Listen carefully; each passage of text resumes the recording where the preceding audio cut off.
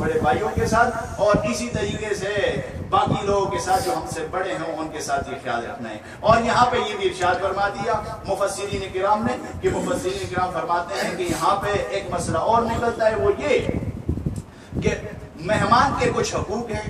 مہمان کے جو حقوق ہیں میزبان پر وہ یہ ہے کہ خندہ پیشانی کے ساتھ اس سے ملاقات کریں اور اس کا اکرام کریں، خوش اخلاقی کے ساتھ اس کے ساتھ پیش آئے، اس کے لیے پانی کا انتظام، اس کے لیے کھانے کا انتظام، رہنے سہنے کا انتظام جتنا مہمان ہے وہ کرے۔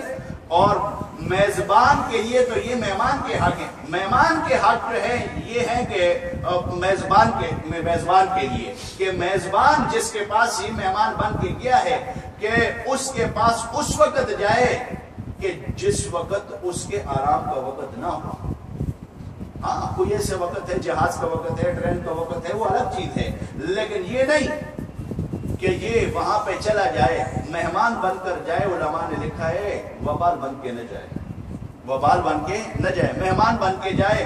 اس لیے ایسا تو نہیں کہ اس کے آرام کا ٹائم ہے، اس کے کاروبار کا ٹائم ہے، اس کے گاہک اس کے پاس آ رہے ہیں اور یہ کہے نہیں جناب میں تو آپ کا مہمان ہوں، مجھے تو جو ہے سیر سواری کے لیے لے جاؤ، مجھے تو فلاں جگہ لے جاؤ، فلاں جگہ لے جاؤ۔ نہیں، قرآن نے اس کو منع کیے۔ سورہ نور کے اندر سورہ 2 رکوع اللہ نے اس میں نازل فرمایا، وَإِن قِيلَ لَكُمُ ارْجِعُوا فَارْجِعُوا وَأَزْكَىٰ لَكُمْ، کہ اگر میزبان کے پاس آپ جا رہے ہیں، آپ نے اطلاع اس کو کر دی، اس نے کہا کہ جناب میں تو فارغ نہیں ہوں اس وقت، میری تو مشکل ہے، تو آپ اس سے ناراض نہیں ہونا، آپ اس سے ناراض نہیں ہونا۔ اور حضور علیہ السلام کی زندگی سے یہ ثابت ہے۔ اس لیے کیا پتہ ہے کسی کی طبیعت کیا ہوتی ہے، کسی کی کیا ہوتی ہے، کسی کی عادت کس وقت سونے کی ہے، کسی کی عادت کس وقت آرام کرنے کی ہے، کسی کی عادت کسی وقت جو ہے اپنے بال بچوں کے ساتھ خلوت میں رہنے کی ہے، اور کسی کی کسی وقت ہے۔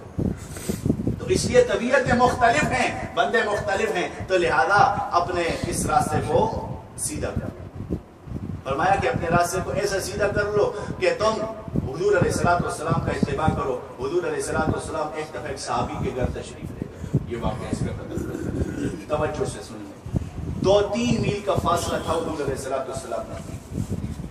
جب آگے گئے دروازے پہ دستک دی، حضور علیہ السلام کا یہ طریقہ کار ہوتا تھا، دستک دیتے تھے اور پھر السلام علیکم ورحمۃ اللہ وبرکاتہ اور داخل ہونے کی اجازت چاہتے تھے۔ ایک دفعہ آواز نہ آئی، صحابی رسول اندر سن رہے ہیں، ایسی حالت میں ہیں، لیکن وہ سمجھے شاید حضور کی دعائیں زیادہ لے لوں۔ اب دیکھو ان کا بھی دیں ورحمۃ اللہ وبرکاتہ، وہ سمجھ رہے تھے حضور اور دعائیں دے دیں۔ اب حضور علیہ السلام نے کہا السلام علیکم ورحمۃ اللہ وبرکاتہ، اب پھر بھی آگے سے چپ، اور پھر تیسری مرتبہ بھی ایسا ہوا۔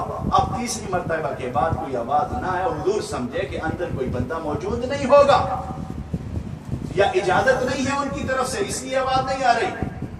بغیر پشیمانی کے، بغیر جو ہے پریشانی کے اور اس سے خفا ہونے کے، اسی طرح واپس تشریف، وہ صحابی فوراً نکل آئے باہر، یا رسول اللہ صلی اللہ علیہ وسلم آپ کہاں تشریف لے جا رہے ہیں؟ فرمایا کہ میں نے تو 3 دفعہ آواز دی، آپ نے 3 دفعہ کچھ بھی نہ بولا۔ فرمایا رسول اللہ میں تو اسی سوچ میں تھا کہ آپ مجھے بار بار دعائیں دیتے رہیں، ورحمۃ اللہ وبرکاتہ، اللہ کی رحمت ہو، اللہ کی برکت ہو۔ فرمایا اے میرے صحابی، دعائیں لینے کا تو جو ہے اور بھی وقت ہوتا ہے، اور وقت دعائیں لے لیتے ہیں، یہ تو میں انتظار کرتا رہا آپ کے لیے جو ہے کہ آپ کے پاس آیا تھا 2-3 میل کا سفر کر کے، اور رسول اللہ مجھے معاف کر دیجئے، میں جو ہے مجھے پتہ نہیں تھا، میں تو یہ سمجھا آپ دعائیں مجھے دیں گے، اس طرح میں پھر آپ کو بلا دوں گا۔ فرمایا نہیں، اللہ نے قرآن کی آیت نازل کر دی، رسول کے ساتھ ایسے نہیں کرنا۔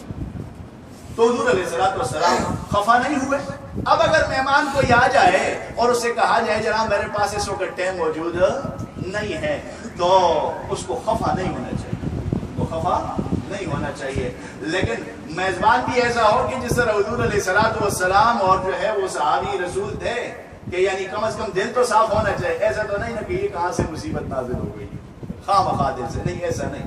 اگر کوئی ضروری کام ہے تو بندہ کہہ دے جناب اس وقت فارغ نہیں ہو، دوسرے وقت میں آئے گا، تو انشاءاللہ اس کے اوپر عمل کریں گے، اس کے اوپر انشاءاللہ۔ کوئی بڑا ہو اس کے سامنے اونچی آواز سے نہیں بولنا، اور بڑے کو دور سے آواز نہیں دینا بلکہ پاس جا کے، ہاں پاس جا کے، تو اس سے انشاءاللہ معاشرہ جنت بن جائے گا۔ اس سے تو حضور علیہ السلام کے صحابہ پھر خود پاس آتے تھے، اور ابن عباس رضی اللہ تعالیٰ کا واقعہ ہے وہ انشاءاللہ آپ کو اگلے جو میں سناؤں گا. اللہ مجھے آپ کو عمل کی توفیق نصیب فرمائے.